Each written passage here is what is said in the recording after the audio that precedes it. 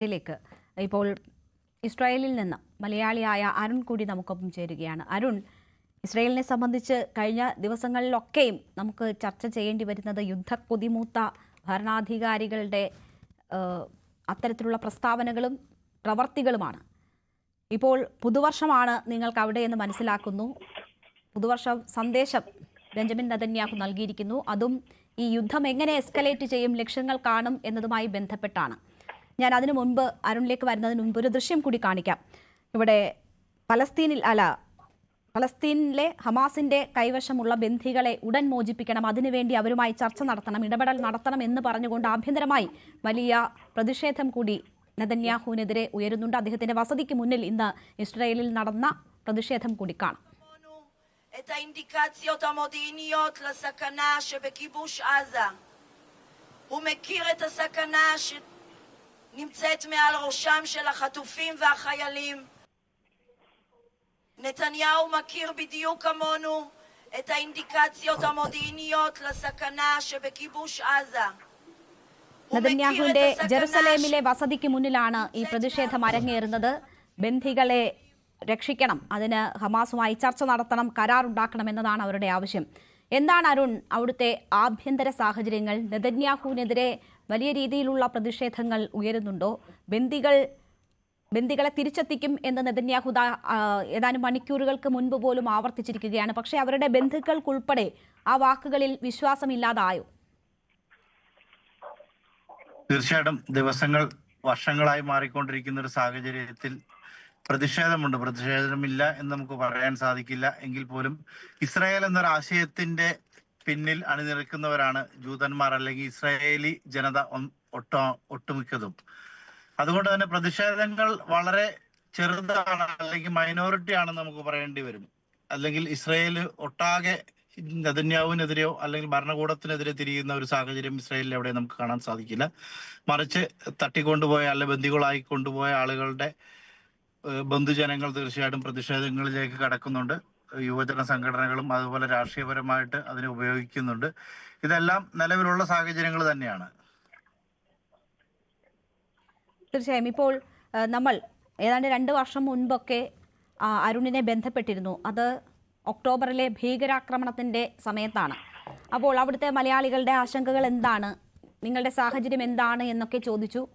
അപ്പോൾ IDF നിങ്ങൾക്കുള്ള വിശ്വാസം എന്താണ് എന്ന് നിങ്ങൾ പറഞ്ഞതാണ്. നിങ്ങൾക്ക് ഇസ്രായേൽ ഭരണ സംവിധാനം ഒരുക്കുന്ന സുരക്ഷയിൽ അത്രമാത്രം വിശ്വാസമാണ്, നിങ്ങൾ അതിൽ അഭിമാനിക്കുന്നവരുമാണ് എന്നൊക്കെ പറഞ്ഞിരുന്നു. ഇപ്പോൾ ആ ഭീകരാക്രമണത്തിന്റെ പേരിൽ 2 വർഷമായി തുടരുന്ന കുരുതിയാണ്. അത് ഈ ഇടം വരെ എത്തിയിരിക്കുന്നു. എല്ലാ ലോകരാഷ്ട്രങ്ങളുമായി ഇസ്രായേൽ മുഖാമുഖം നിൽക്കുന്ന സാഹചര്യം വരുന്നു. 72 മണിക്കൂറിനിടെ ഏതാണ്ട് 6 രാഷ്ട്രങ്ങളുമായി ഒരേ സമയം യുദ്ധം ചെയ്യുന്നു. ഇതൊക്കെ അവിടെ തുടരുന്ന മലയാളികളായ നിങ്ങളിൽ എങ്കിലും ആശങ്കകൾ ഉണ്ടാക്കുന്നുണ്ടോ? 2 വർഷം മുമ്പ് പറഞ്ഞ കാര്യം തന്നെ ഇപ്പോഴും പറയാനുള്ളൂ. പക്ഷെ ഇതിനെ പലപ്പോഴും ഇപ്പോൾ വേണുഗോപാൽ സാർ നേരത്തെ പറഞ്ഞതുപോലെ ഒരിക്കലും ഏകപക്ഷീയമായിട്ടാണ് പലരും ഇപ്പോഴും ഇതിനെ കാണുന്നതായിട്ടാണ് ഞാൻ മനസ്സിലാക്കുന്നത്. കാര്യം എന്ന് വെച്ച് കഴിഞ്ഞാല് ഇപ്പോഴത്തെ ഗാസയുടെ അവസ്ഥ നമുക്കറിയാം. വളരെ നമുക്ക് കമ്പാരിസൺ ഇല്ല.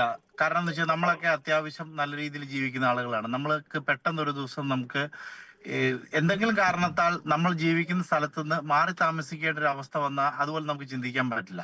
അപ്പം ജീവിച്ചിരുന്ന സ്ഥലത്ത് വീടില്ലാത്തൊരവസ്ഥ, ബന്ധുക്കളില്ലാത്തൊരവസ്ഥ, മാതാപിതാക്കളില്ലാത്ത അവസ്ഥ, കുട്ടികളില്ലാത്തൊരവസ്ഥ, എന്തിനധികം അവർക്ക് കിടന്നുറങ്ങാൻ വീട് പോലും ഇല്ലാതെ അല്ലെങ്കിൽ വസ്ത്രം പോലും ഇല്ലാതെ എങ്ങോട്ടാണെന്ന് അറിയാതെ പലായനം ചെയ്യേണ്ടി വരുന്ന സാധാരണ ജനങ്ങളുടെ അവസ്ഥ നമുക്ക് തീർച്ചയായിട്ടും മനസ്സിലാവും. പക്ഷെ അതൊരു ദിവസം കൊണ്ടുണ്ടായതല്ല. ഒക്ടോബർ 7 ശേഷം ഇത്രയും ജനങ്ങളെ ബന്ദികളാക്കി കൊണ്ടുപോയി അതിന് ശേഷം ഇസ്രായേലിന് നേരെ ഏതൊക്കെ മേഖലകളിൽ നിന്നും ആക്രമണം നടന്നുവെന്നും ഇസ്രായേൽ അതെങ്ങനെ പ്രതിരോധിച്ചുവെന്നും നമുക്കറിയാവുന്നതാണ്.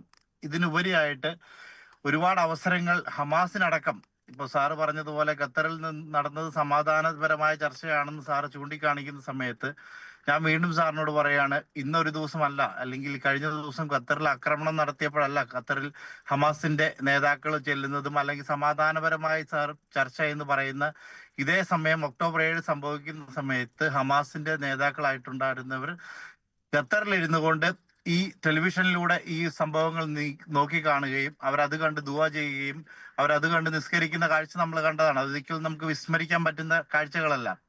അതുപോലെ തന്നെ ഇസ്രായേൽ ഒരുപാട് അവസരങ്ങൾ ഹമാസിന് കൊടുത്തിരുന്നു. ഇതിനു മുമ്പും ചർച്ചകൾ നടന്നിരുന്നു. അതിന് ഹമാസ് എന്താണ് അപ്പോഴും ചെയ്തത്?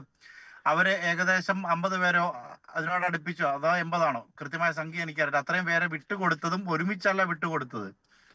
അവർ പ്രഹസനം നടത്തി, സ്റ്റേജ് ഉണ്ടാക്കി, ഈ സ്റ്റേജിൽ കൊണ്ടുവന്ന് ബന്ദികളായ ആളുകളെ കൊണ്ട് പറഞ്ഞ് പഠിപ്പിച്ച അറബി വേർഡുകൾ പറയിപ്പിക്കുകയും ഇത് ഒരു പ്രഹസനം നടത്തിക്കൊണ്ട് ലോകരാജ്യങ്ങളെ, ഈ പറയുന്ന എല്ലാ ലോകരാജ്യങ്ങളെയും കളിയാക്കിക്കൊണ്ട്, എവിടെയാണ് ഹ്യൂമാനിറ്റിക്ക് വാല്യൂ ഉണ്ടായിട്ടുള്ളത്? ഒക്ടോബർ 7 ശേഷം ഇതുവരെയുള്ള സമയത്ത് ഇസ്രായേലിന്റെ പോയിന്റ് ഓഫ് വ്യൂവിലൂടെ നോക്കിക്കഴിഞ്ഞാൽ എവിടെയാണ് സമാധാനം ഉണ്ടായിട്ടുള്ളത്? ഹമാസിന് വേണമെങ്കിൽ ഈ പ്രശ്നം നേരത്തെ തീർക്കാമായിരുന്നു. അതിനെ വളച്ചൊടിച്ച് അവരുടെ രീതിയിൽ പച്ചയായി പറഞ്ഞു കഴിഞ്ഞാൽ ഇസ്ലാമിക തീവ്രവാദ രീതിയിൽ നമുക്ക് അവരെ ആരെയും കണ്ടു കഴിഞ്ഞു കഴിഞ്ഞാൽ സാധാരണ മനുഷ്യന്മാരെ പോലെ തോന്നൂല. നമ്മൾ ഓർക്കുന്നുണ്ടാവും സ്റ്റേജിൽ അവർ കാണിച്ചു കൂട്ടിയ പ്രഹസനങ്ങളൊക്കെ. അതിനുശേഷം രണ്ടാമത് വീണ്ടും അവസരങ്ങൾ ഉണ്ടായിരുന്നു. അപ്പൊ ഹമാസ് എന്താണ് ചെയ്തത്? ബന്ദിയാക്കി കൊണ്ടുപോയ, മാസങ്ങളോളം പട്ടിണിക്കിട്ട ഒരു ഇസ്രായേലി യുവാവിനെ കൊണ്ട് അദ്ദേഹത്തിന്റെ സ്വയം ശവക്കുഴി കുത്തിക്കൊണ്ട് അതിന്റെ വീഡിയോ പ്രചരിപ്പിക്കുകയാണ് ചെയ്തത്. ഹ്യൂമാനിറ്റിയെ കുറിച്ച് സംസാരിക്കുമ്പോൾ ഹ്യൂമാനിറ്റി എല്ലാ സൈഡിലും ഉണ്ടാവും. ഞാൻ കഴിഞ്ഞ 2 ദിവസങ്ങൾക്ക് മുമ്പ് പലസ്തീനിലൂടെ ട്രാവൽ ചെയ്തിരുന്നു. ട്രാവൽ ചെയ്ത സമയത്ത് ഞാൻ ഒരുപാട് പേരോട്, അവിടെയുള്ള സാധാരണക്കാരായ ആളുകളോട് സംസാരിക്കുന്നുണ്ട്. അവരോടൊക്കെ ഞാൻ ചോദിച്ചു, നിങ്ങളൊക്കെ ഹമാസിനെ സപ്പോർട്ട് ചെയ്യുന്നുണ്ടോ? അവർ പറഞ്ഞെന്ന് വെച്ചാൽ, ഹമാസ് എന്ന ആശയത്തെ ഞങ്ങൾ ഒരു സമയത്ത് സപ്പോർട്ട് ചെയ്തിരുന്നു. ഇസ്രായേലിന്റെ മല്ലിടുന്ന, അല്ലെങ്കിൽ ലോകരാജ്യങ്ങൾക്ക് മുമ്പിൽ ഫലസ്തീൻ എന്നൊരു രാജ്യത്തിന് സ്വാതന്ത്ര്യം വേണമെന്നും സ്വതന്ത്ര രാജ്യമായി ഫലസ്തീൻ മാറണമെന്നും ആഗ്രഹിക്കുന്ന ആളുകൾ തന്നെയാണ് തീർച്ചയായിട്ടും ഫലസ്തീനിലെ, എൻ്റെ ഫലസ്തീനിലുള്ള ആളുകൾ. അതിലുപരിയായിട്ട് ഹമാസ് എന്ന ആശയം ഇതിലേക്ക് വഴിവെക്കുമെങ്കിൽ എന്ന രീതിയിൽ അവർ സപ്പോർട്ട് ചെയ്തിരുന്നു. പിന്നീട് ഒക്ടോബർ 7 ശേഷം അവരെല്ലാരും പറയുന്നത്, തീർച്ചയായിട്ടും സമയക്കുറവുണ്ടറിയാം, പറഞ്ഞു പൂർത്തിയാക്കിക്കോ. അപ്പം അവരെല്ലാവരും പറയുന്ന ഒരു കാര്യം എന്ന് പറയുന്നത് വെച്ച് കഴിഞ്ഞാല്, പിന്നെ അങ്ങോട്ട് നടക്കുന്നത് ഹമാസിന് അല്ലെങ്കിൽ ഈ ഒരു പ്രസ്ഥാനത്തിന് അറിയാം, ഇസ്രായേൽ പോലൊരു രാജ്യത്തോട് മത്സരിച്ച് ജയിക്കാൻ സാധിക്കില്ല ഒരിക്കലും. ഏതൊരാശയത്തിന്റെ പേരിലാണെങ്കിൽ പോലും നമുക്കറിയാം 7-70 മത്സരിക്കുന്നതിന് പരിമിതികളുണ്ട്. അതിനുപരിയായിട്ട് നമ്മൾ പാലസ്തീന്റെ വെസ്റ്റ് ബാങ്ക് പ്രദേശമായിട്ടുള്ള ബെത്ലഹേമിലൊക്കെ പോയി കഴിഞ്ഞു കഴിഞ്ഞാൽ സഹിക്കില്ല. കാര്യം എന്ന് വെച്ച് കഴിഞ്ഞാൽ അത്രമാത്രം ലക്ഷറിയിൽ ജീവിച്ചിരുന്ന ആളുകളാണ്. ബെത്ലഹേമിലൊക്കെ ടൂറിസത്തെ ഡിപ്പെൻഡ് ചെയ്തിരിക്കുന്ന ആളുകളും വെസ്റ്റ് ബാങ്കിൽ ജീവിച്ചിരുന്ന 30% മുകളിൽ വരുന്ന ഫലസ്തീനികളായിട്ടുള്ള ആളുകൾ ഇസ്രായേലിനെ ഡിപ്പെൻഡ് ചെയ്താണ് ജീവിച്ചിരുന്നത്.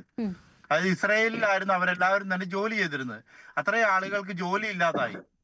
അങ്ങനെ ഒരു സാഹചര്യത്തിൽ ഒരിക്കലും നിങ്ങൾ ചിന്തിക്കരുത് എൻ്റെ ഫലസ്തീനിലെ ജനത ഹമാസിനെ സപ്പോർട്ട് ചെയ്യുന്നുണ്ടെന്ന്.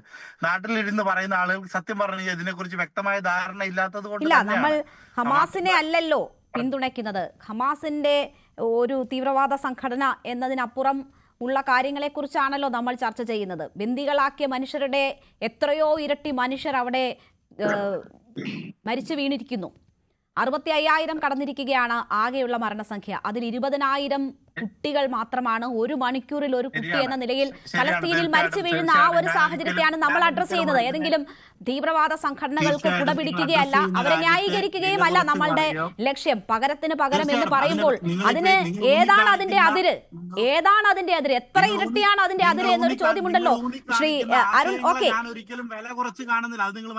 അതെ അതെ, ഓക്കെ, അരുൺ പറഞ്ഞത് മനസ്സിലായി. ഇസ്രായേലിൽ ജീവിക്കുന്നു എന്ന് കരുതി ഇസ്രായേലിനോട് അങ്ങേയറ്റം കൂറുള്ള ഒരു മനുഷ്യനാണ് ഞാനെന്ന് പറയാൻ പറ്റില്ല. ഞാനിവിടെ ജോലി ചെയ്യുന്നിടത്തോളം കാലം ഇസ്രായേലിന്റെ സ്വാതന്ത്ര്യവും സമാധാനവും ശമ്പളവും പറ്റുന്നിടത്തോളം കാലം തീർച്ചയായിട്ടും ഇസ്രായേലിനോട് കൂറുണ്ടാവും. അതിനുപരിയായിട്ട് ഈ ഹ്യൂമാനിറ്റിയെ ബാധിക്കുന്ന കാര്യങ്ങളും ഈ ഗസയിലെ സാധാരണ ജനങ്ങളുടെ പ്രശ്നങ്ങളൊക്കെ നമ്മളെല്ലാവരും ബാധിക്കും. അല്ലെങ്കിൽ ഏതൊരു സാധാരണ മനുഷ്യന്റെയും മനസ്സലിയിച്ചു കളയുന്ന കാഴ്ചകൾ തന്നെയാണ്. പക്ഷെ നമ്മൾ മനസ്സിലാക്കേണ്ടത് ഇത് ഒരു ദിവസം കൊണ്ടുണ്ടായതല്ല. ഒക്ടോബർ 7 ഒരു ദിവസം കൊണ്ടുണ്ടായതല്ല. ഒരു രാജ്യത്തെ അതൊക്കെ വ്യക്തമാണ്. ഓക്കെ, മനസ്സിലായി. അരുൺ പറഞ്ഞ പോയിന്റ് നമുക്ക് മനസ്സിലായി. ശ്രീ ജോസഫ് ആന്റണിയിലേക്കാണ്. ശ്രീ